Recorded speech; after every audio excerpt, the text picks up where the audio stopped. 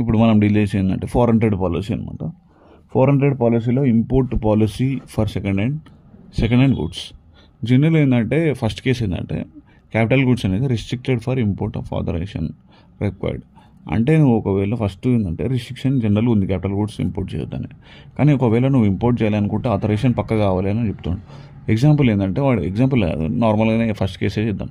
Restrict for import of authorization required అంటే AC నువ్వు import చేయొద్దు, డీజీ సెట్ ఇంపోర్ట్ చేయొద్దు, డెస్క్టాప్ కంప్యూటర్ ఇంపోర్ట్ చేయొద్దు, refurbished and reconditioner space parts of personal computer కానీ laptop కానీ import చేయొద్దు. Any other notified electronics and IT goods అనేది information technology goods అనేది నువ్వు ఇంపోర్ట్ చేయొద్దు. ఒకవేళ నువ్వు ఇంపోర్ట్ చేస్తే ఇది రిస్ట్రిక్టెడ్, ఇంపోర్ట్ చేస్తే ఆథరైజేషన్ కావాలి.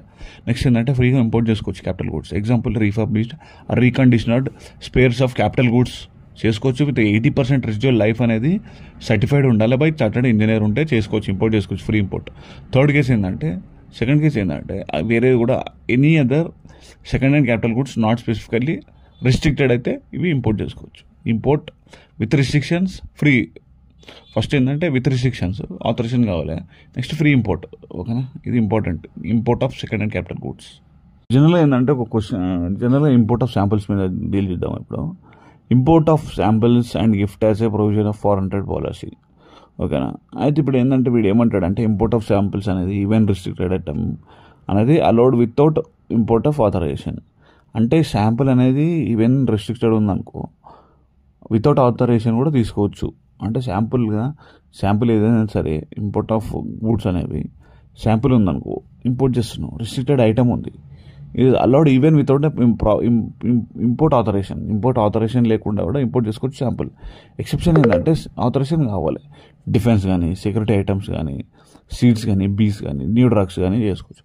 Duty free import of samples up to 3 lakhs ఇది up to for all importers shall be allowed subjected to the conditions that customs అనేది notified. Okay. Next import of samples అయిపోయిందా. Import of gifts including the purchase from electronic operators or through post or courier అనేది customs clearance అనేది gift అనేది prohibited ఉంది.